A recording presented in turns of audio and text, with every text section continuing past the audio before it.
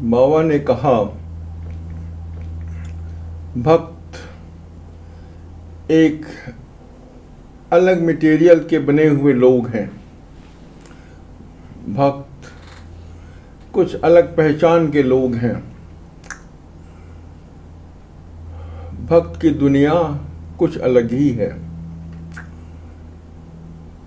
भक्त इस धरती पर आते हैं जिनके कारण इस धरती का बहुत बड़ा कल्याण होता है, लेकिन भक्तों की पहचान सबके पास नहीं। मुझे स्मरण है कि बाबा आनंद नगर जब से धर्म महाचक्र का कार्यक्रम शुरू हुआ, आनंद नगर वर्ष में 2 बार आते ही थे और वहीं पर धर्म महाचक्र हुआ करते थे। उन दिनों मैंने बहुत सी ऐसी चीज़ें देखी जिससे लगा कि यह वास्तव में अध्यात्म की दुनिया एक अलग ही दुनिया है, अलग जगत है। और बाबा ने कुछ ऐसा कुछ किया, कुछ ऐसा दिखलाया जिससे मेरी धारणा बिल्कुल बदल गई।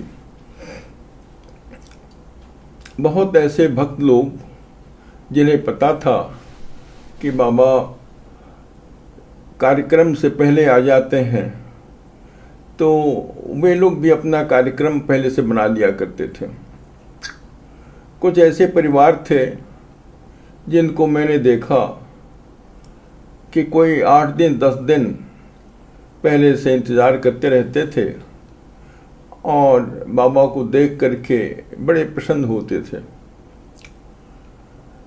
एक माता जी थी, मेदिनीपुर वेस्ट बंगाल में एक शहर है, वहाँ शहर से थोड़ी दूर एक गांव में रहने वाली बहुत ही साधारण सी महिला। उनको देख करके बहुत अच्छा लगता था। उनकी बातें बिल्कुल सरल और उनकी भाषा बिल्कुल सरल।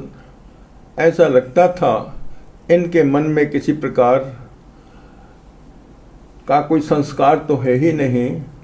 इनकी बातें कितनी अच्छी लगती हैं और भक्तिपूर्ण लगती हैं।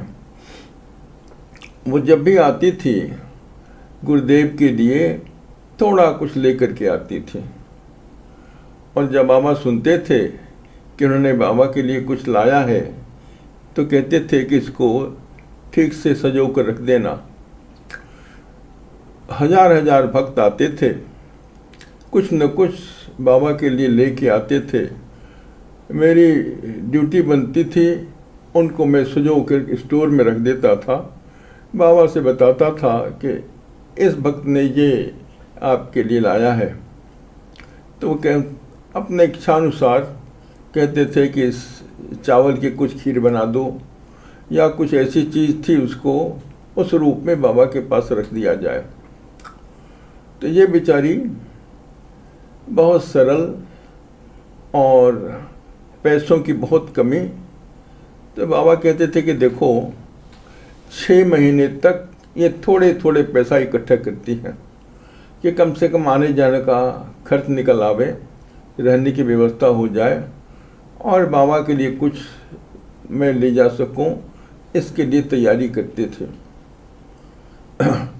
उनकी उम्र भी कोई 60-65 की रही होगी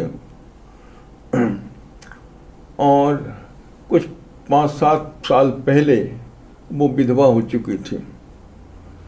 एक दूसरी भद्र महिला थी, उनके साथ साथ उनका आना जाना होता था। और बड़े प्रेम से जब बाबा आते थे, टहलते थे, तो बाबा के गेट के पास माँ खड़ी होकर के कीर्तन भजन करती रहती थी और धीरे धीरे अपना पंडाल की तरफ जहाँ रहती थी वहाँ चली जाती थी।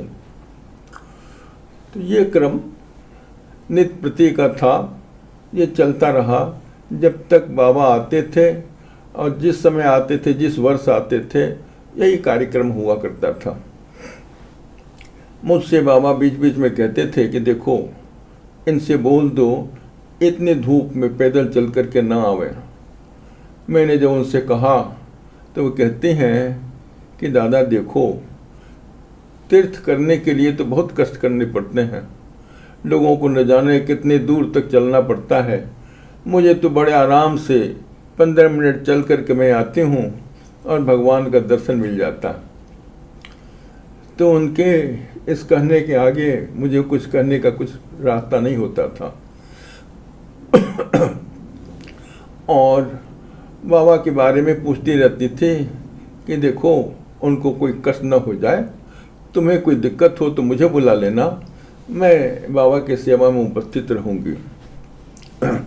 यह उनका विचार बहुत ही विनम्र होता था, इनकी बातें बड़ी अच्छी होती थी। कई दिनों के बाद जब धर्म महाचक्र का कार्यक्रम करीब आ गया तो बाबा ने, जब बाबा को दर्शन देने की बात हुई तो जिस दिन धर्म महाचक्र होगा उससे एक दिन पूर्व बाबा ने सुबह सुबह जब नाश्ता कर रहे थे तो मुझसे कहा कि देखो पूर्णिमा, उनका नाम पूर्णिमा देवी था, पूर्णिमा देवी ने मेरे लिए थोड़ी सी चावल लाई होगी और उसकी खीर बना करके मुझे दोपहर में आज देना। मैंने सोचा साधारणतः बाबा दिन के दोपहर में खीर कभी कभार खाते थे, ये उनके रात की भोजन में ज़्यादा हम लोग देते थे उनको। तो मैंने पूछा कि बाबा खीर बनाऊंगा? तो कहा हाँ। मेरे मन में हुआ कि हजार छोटी गठरियाँ छोटे छोटे बाबा के लिए उपहार दिए होंगे, मुझे ढूंढने में पता नहीं मैं पाऊंगा कि नहीं पाऊंगा। मैं भाग के गया, ढूंढा तो बहुत आसानी से मुझे मिल गया। मैंने उसको खोल के देखा, उनका नाम लिखा हुआ था उसके कागज़ के पर टुकड़े पर। तो मैंने देखा कि इसमें थोड़ी सी चावल पड़ी है, एक कोने में थोड़ी सी चीनी है, दूसरे कोने में उसी गठरी के दूसरे कोने में थोड़े से सूखे फल हैं। मैंने बड़े प्रेम से खीर बनाई और खीर बना करके बाबा के लिए भोजन के समय उनको रख दिया। बाबा उस दिन साधारणतः चावल ज़्यादा खाते थे, भात ज़्यादा खाते थे। उस दिन बाबा ने भात कम खाया और खीर की पूरी कटोरी बाबा ने अपने हाथ से उठा करके पूरा खा लिया। तो ये करीब 2:30 बजे तक उनका भोजन हो गया और कहते हैं बहुत ही स्वादिष्ट खीर बनी है, बहुत ही स्वादिष्ट खीर बनी है। इसमें भक्ति का रस ज़्यादा है, खीर का रस का स्वाद कम है। तो कहते हैं भक्ति का स्वाद ज़्यादा है, खीर का स्वाद कम है। तो मैंने कहा कि हाँ बाबा, वो पूर्णिमा देवी बहुत ही भक्त महिला है। बाबा ने हाथ उठा करके, फिर हाथ धोने के बाद बाबा ने नमस्कार किया और कहते हैं कि ऐसा करो, तुम भी भोजन कर लो और जा कर के पूर्णिमा देवी को बोल दो कि मैंने उनके चावल की खीर आज खा ली है। तो मैंने सोचा कि इतनी बड़ी भीड़ में 20-25 हज़ार लोग आए हैं, मैं पूर्णिमा देवी को कहाँ ढूंढूंगा। फिर भी मैंने सोचा कि बाबा का आदेश है तो मुझे जाना ही पड़ेगा। मैंने भोजन किया और बाबा के कमरे में जैसे उपस्थित हुआ तो मैंने कहा कि बाबा मैं जा रहा हूँ। तो उनका ठीक है। मैंने पूछा नहीं बाबा से कि मैं कहाँ ढूंढूंगा, लेकिन मेरे स्कूटर की चाबी बाबा के कमरे में रह गई। तो मैं फिर गया उस कमरे में, तो बाबा पूछते हैं कोई बात है क्या? मैंने कहा कि बाबा मेरे स्कूटर की चाबी यहीं रह गई थी, चाबी लेने आया था। तो बाबा मेरी तरफ देख करके मुस्कुराने लगे, बोलते हैं अरे ये बताओ इतनी बड़ी भीड़ में तुम पूर्णिमा देवी को कहाँ ढूंढोगे, तुमने मुझसे क्यों नहीं पूछा? तो मैं भी हंसने लगा। तो मैंने कहा कि बाबा मैं कभी कभी नादानी कर बैठता हूँ। तो बाबा कहते हैं नादानी करना बहुत ही अच्छा है, और हंसने मुस्कुराने लगे। तो बोलते हैं देखो देखो अभी पूर्णिमा देवी कहाँ बैठी है, मैं तुम्हें दिखलाऊं। तो बाबा ने तुरंत हाथ बढ़ाया और मेरे हाथ को थाम लिया। जैसे थाम लिया वैसे मैं देख रहा हूँ कि पूर्णिमा देवी एक जगह बैठी हैं।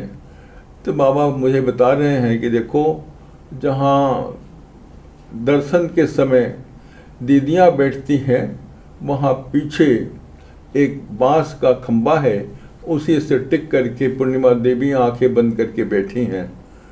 तुमने देखा क्या? मैंने कहा कि बाबा मैंने भी देख लिया, अब ढूंढने में दिक्कत तो नहीं होगी? मैंने कहा नहीं बाबा, मैं स्कूटर से जाऊंगा, तुरंत तुमसे बातें करूंगा। मैं जब वहाँ पहुँचता हूँ तो देखता हूँ बेचारी पूर्णिमा देवी आंखें बंद करके उसे बांस के खंबे से टिक करके और पीठ उन पर टिका हुआ है उस बांस के खंबे पर, और वो आंखें बंद करके बैठी हुई हैं। मैं वहाँ पहुँचता हूँ, कहता हूँ दीदी दीदी नींद आ रही है क्या? तो कहते नहीं नहीं नहीं नहीं नहीं नींद नहीं आ रही है, बोलो बोलो क्या समाचार? मैंने कहा कि मैं यह कहने आया हूँ कि आपने जो चावल दिए थे मैंने उनकी खीर बना करके बाबा को खिलाई। तो कहते हैं मुझे कहने दो। ये कि बोलो आप क्या बोल रही हो? वो कह रही हैं कि देखो मैं सारी चीज़ों को अपनी आँखों से यहीं बैठे बैठे देख रही थी, इसीलिए तो मेरी आंखें बंद थी, मैं सारी घटना देख रही थी। मैंने पूछा बताओ बताओ क्या क्या आपने देखा? तो वो कह रही हैं कि बाबा के थाली के दाहिनी तरफ तुमने 33 नंबर की कटोरी में खीर रखी थी। मैंने कहा कि हाँ। तो बाबा ने उस दिन बहुत थोड़े से भात खाए, सब्जियां भी थोड़ी थोड़ी खाई। तुम बार बार बोलते रहे कि बाबा आज बहुत कम भोजन हो रहा है। तो बाबा मुस्कुराते हुए खीर की कटोरी बाबा ने हाथों में उठा ली और बड़े प्यार से सारी खीर की कटोरी बाबा ने खा ली। और तुम्हारी तरफ देख करके बाबा कह रहे हैं अरे अरे अरे तुम्हारे लिए तो मैंने कुछ छोड़ा ही नहीं। तो मैं हंसने लगा। तो मैंने सोचा कि जब पूर्णिमा देवी सब कुछ देख ही रही थी, बाबा को सब पता ही था, तो बाबा ने मुझे इनके पास क्यों भेजा? तो मैं सोच रहा हूँ कि बाबा ने आखिर क्यों मुझे यहाँ पर भेजा। तो मैं सोच रहा था कि जाऊँगा बाबा से पूछूंगा। तो मेरे मन में उसका उत्तर आ गया। उत्तर यहाँ आया कि मैं यही सोच रहा था बीच बीच में कि पूर्णिमा देवी एक साधारण सी महिला है, पता नहीं साधना कितनी कठिन होगी, क्या बात होगी। तो आज उसका उत्तर मुझे मिल गया कि पूर्णिमा देवी अति असाधारण साधिका है और जिनकी आध्यात्मिक पहुंच बहुत अधिक है, और पता नहीं इतने भक्त और इस लोग यहाँ पर भक्तों की मंडली में कोई है कि नहीं। इसका उत्तर मुझे मिल गया।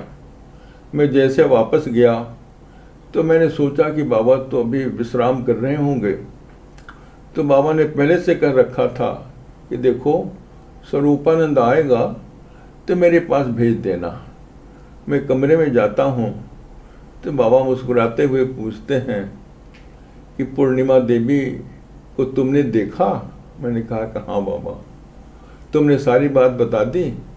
मैंने कहा कि बाबा मैं बताने जा ही रहा था कि उन्होंने कहा कि मुझे पहले कहने दो फिर तुम बताना।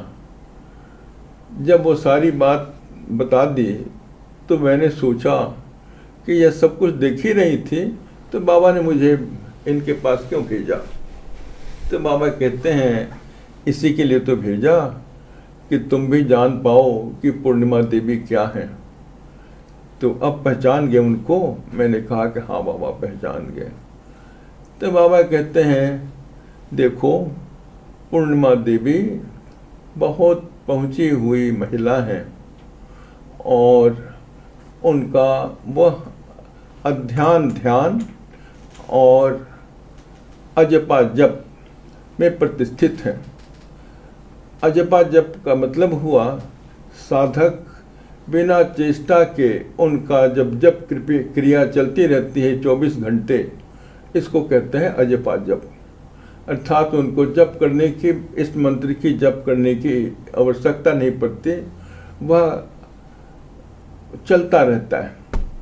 और ध्यान की अवस्था है जब गुरु की छवि 24 घंटे हर क्षण हर पल उनकी छवि आँखों के सामने तैरती रहती है, इसको कहते हैं ध्यान।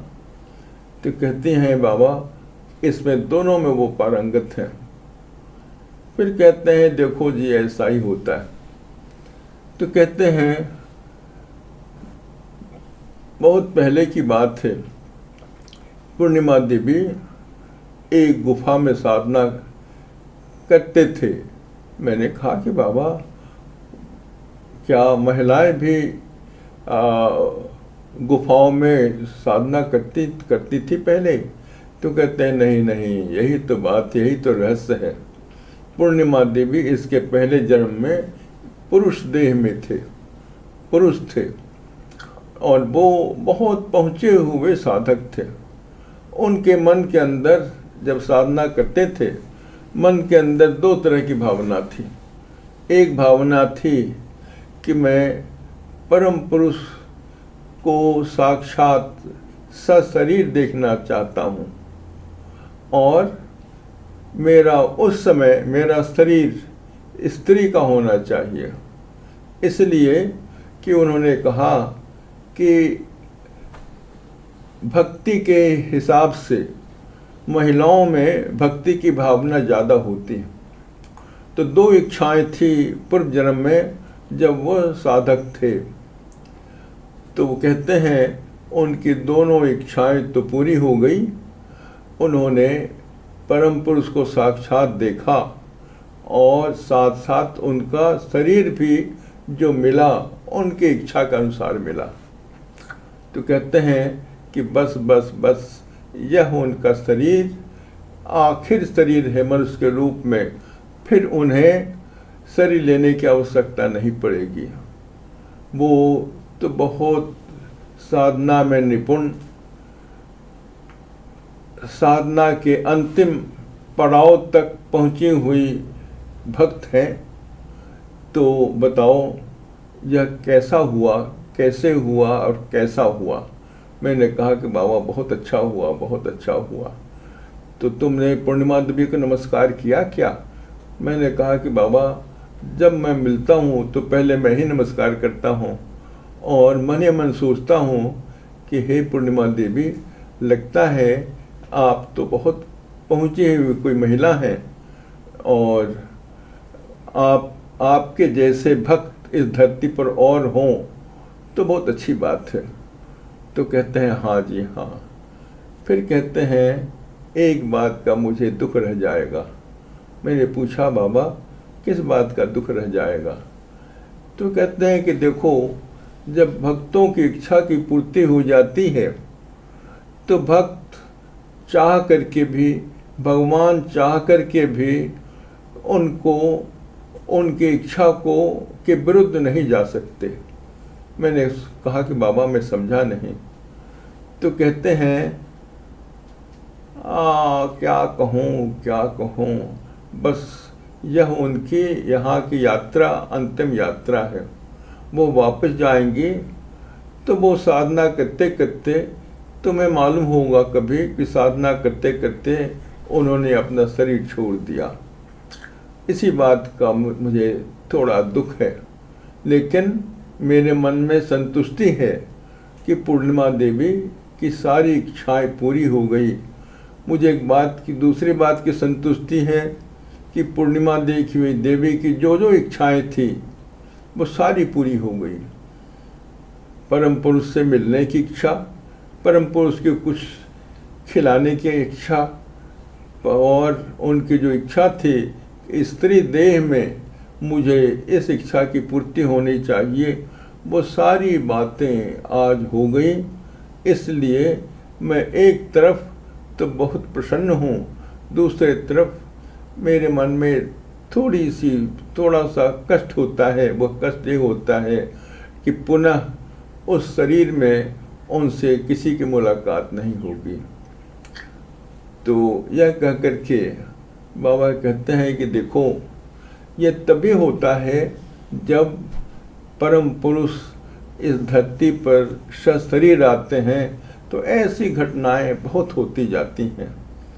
और उन्होंने कहा कि इस बार तो मैंने संकल्प रखा है कि जितने भी भक्त इस धरती पर आवें और उनकी जिस प्रकार की इच्छा हो, सारी इच्छाओं की पूर्ति हो जाए, यह मेरा संकल्प है।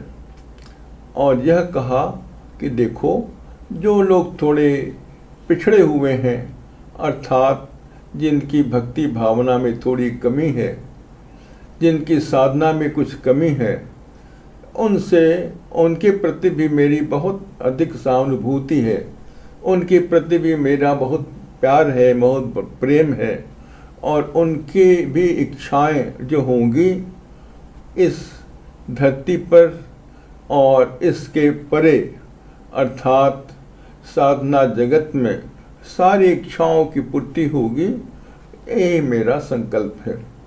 यह कहते हुए बाबा ने हाथ जोड़ा ऐसा, और जोड़ करके बाबा लेटे हुए थे, फिर उठ करके बैठ गए हाथों को जोड़ते हुए। और तब कहा कि देखो, मेरा ऐसा लगता है कि मेरी भी इच्छा पूरी होगी। तो मैंने कहा कि बाबा, परम पुरुष की इच्छा से तो सारी सृष्टि चलती है। तो कहते हैं वो तो सिद्धांत है, लेकिन व्यवहारिक बात यह है कि परम पुरुष को भी फिर से इच्छा करनी पड़ती है, और जहाँ अवस्था को बदलना होता है वहाँ तो उनको इच्छा करनी पड़ती है। और तुम्हें पता नहीं कि उस हिसाब से मुझे कितना परिश्रम करना पड़ता है। मैंने कहा कि बाबा, ये बातें मुझे मालूम नहीं। तो कहते हैं, इस बात को समझ लो कि अगर किसी का संस्कार बहुत ज़्यादा उन्नत नहीं है, संस्कार बिल्कुल परिपक्व नहीं है, जिसका संस्कार किसी बाधा से मुक्त नहीं है, उसको उन बाधाओं को हटाने के लिए, उनके संस्कार को मिटाने के लिए मुझे बहुत परिश्रम करना पड़ता है। तो कहते हैं कि लेकिन यह मेरा कर्तव्य बनता है, मैं यह करता रहता हूँ, करूँगा, यही तो मेरा काम है। तो कहते हैं कि बताओ, भक्त और भगवान का कितना प्यारा प्यारा, कितना मधुर, कितना मीठा संबंध है। मैंने कहा कि हाँ बाबा, इसकी समझदारी, इसकी अनुभूति हर भक्त को हो जाए, ये कितना अच्छा होगा। तो बाबा ने कहा कि ठीक कहते हो, यह अनुभूति सबको हो जाए तो बहुत ही अच्छा होगा। और फिर कहते हैं कि देखो, मेरा संकल्प तो पूरा होगा ही, तुम लोग भी जो छोटे छोटे बच्चे हो, छोटे छोटे साधक हो, सारे साधकों की छोटी बड़ी सारी इच्छाओं की पूर्ति होगी। वह भौतिक हो, वह आध्यात्मिक हो। बोलते हैं कि भौतिक इच्छा की तरफ मैं थोड़ा कम ध्यान देता हूँ, लेकिन आध्यात्मिक इच्छा अगर हो गई तो मैं उसके पीछे पड़ जाता हूँ, और मैं सारा काम छोड़ करके यह चेष्टा करता हूँ कि इसके आध्यात्मिक इच्छा की पूर्ति होनी चाहिए। और कभी कभी जब देखता हूँ को कोई भक्त आध्यात्मिक इच्छा को भूल करके और इच्छाओं में पड़ गया, तो मैं वहाँ सतर्क हो जाता हूँ और फिर उससे राह दिखला करके उचित पथ पर ले चलता हूँ। तो कहते हैं कि देखो देखो, बताओ मेरा काम कितना कठिन है। तो मैंने कहा कि बाबा, मैं तो यह सोच रहा था कि परम पुरुष का काम, गुरु का काम बड़ा आसान है। तो कहते हैं नहीं नहीं नहीं, ऐसा नहीं, गुरु का काम बहुत कठिन है, और गुरु का दायित्व यह भी बहुत अपने आप में अनूठा है और बहुत कठिन है। तो मैंने कहा कि बाबा, मुझे पता है कि हमारे जो बाबा हैं यह हम बच्चों के लिए सब कुछ कर रहे हैं, करते रहेंगे। तो कहते हैं कि हाँ जी, यह तो करता रहूँगा, और तुम बच्चे भी मुझे न भूलो, और मैं अपनी तरफ से यह कहता हूँ, यह वचन देता हूँ कि मैं अपनी तरफ से कभी अपने बच्चों, किसी बच्चों को एक मुहूर्त के लिए नहीं भूलूंगा। थोड़ा एक कदम अगर भक्त बढ़ता है तो मेरी तरफ से यह समझ लो कि मैं 10 कदम बढ़ करके उसको आगे बढ़ाने की चेष्टा करता हूँ। यही तो मेरा पुनीत कर्तव्य है, और इसीलिए तो मैं धरती पर आता हूँ। और यह कहते हैं कि देखो, मैं जहाँ कहीं भी रहूँ, उस स्थान से जो मेरे भक्त हैं उनका ख्याल रखता हूँ। यह बात अपने आप में बिल्कुल सत्य और बहुत ही कठिन सत्य है। जहाँ कहीं भी रहूँगा मैं अपने बच्चों का ख्याल करता रहूँगा। तो मैंने कहा कि बाबा, आज मुझे बहुत बड़ी बात की जानकारी हुई। तो कहते हैं कि हाँ जी, यह बात भी ठीक है, और इतना कह के कहते हैं कि अब जा कर के तुम लोग भी खूब साधना करो, खूब साधना करो। साधना में पीछे नहीं रहना, साधना में पीछे बिल्कुल नहीं रहना। साधना खूब ध्यान से, लगन से करना, और दूसरों को भी प्रोत्साहित करते रहना, जो उन्होंने कहा। और फिर कहते हैं कि देखो, पूर्णिमा देवी एक आदर्श महिला है। इतना कहकर के बाबा ने हाथ जोड़ दिया। करीब 15-20 दिन के बाद मैं जब कलकत्ते पहुंचा तो मैंने बाबा का जो भोजन बनाता था उस बच्चे से कहा कि देखो, आज मैं आया हूँ, मैं बाबा के लिए कुछ विशेष भोजन बनाना चाहता हूँ। तो उस बच्चे ने कहा कि हाँ दादा। मैं जैसे बाबा के पास पहुँचता हूँ तो बाबा ने मुझसे कहा, अच्छा तुम कब पहुँचे? मैंने कहा बाबा 2-1 घंटे पहले पहुँचा। बहुत अच्छा, बहुत अच्छा। तो मैंने कहा कि बाबा, आज मेरे मन में एक बात है। तो कहते हैं बोलो बोलो। मैंने कहा बाबा, मैं कुछ तैयारी से आया हूँ, आपके मैं दोपहर का भोजन मैं बहुत अच्छी तरह से बनाना चाहूँगा। तो कहते हैं आज छोड़ दो, कल बनाना। तो मैंने कहा कि बाबा, ऐसी क्या बात हो गई? कुछ तबीयत गड़बड़ हो गई? कहते नहीं नहीं, तबीयत गड़बड़ नहीं हुई, थोड़ा सा मन दुखित हुआ। मैंने कहा कि बाबा का मन दुखित ऐसा कैसे हो सकता है? तो देखो तुम्हें पूर्णिमा देवी का याद है? मैंने कहा कि हाँ बाबा, याद तो है, अच्छी तरह याद है। मेरे मन में शंका तुरंत जगी, लगता है पूर्णिमा देवी अब नहीं रही। तो बोलते हैं कि देखो जी, ऐसा ही होता है। उन्होंने 15 दिनों तक खूब साधना की, और आज कुछ 10-10:30 बजे साधना करते करते उन्होंने अपना शरीर त्याग दिया। तो बताओ, जिनसे मैं इतने दिन से परिचित था, उन्होंने शरीर त्यागा है, तो मेरे मन में थोड़ा कष्ट होता है। तो इसलिए मैं भोजन नहीं करूँगा। तो मैंने भी हाथ जोड़ करके वहाँ से मैं वापस चला गया। फिर उन्होंने कहा कि देखो, ऐसा ही होता है कि उनकी अंतिम इच्छा भी पूरी हुई, और उनकी यात्रा मनुष्य के रूप में, जीव के रूप में वह यात्रा भी पूरी हो गई। वह तो परम पुरुष में मिल करके एक हो गई। यह कहकर के बाबा ने हाथ जोड़ दिया, और हाथ बहुत देर तक जोड़े रखा बाबा ने।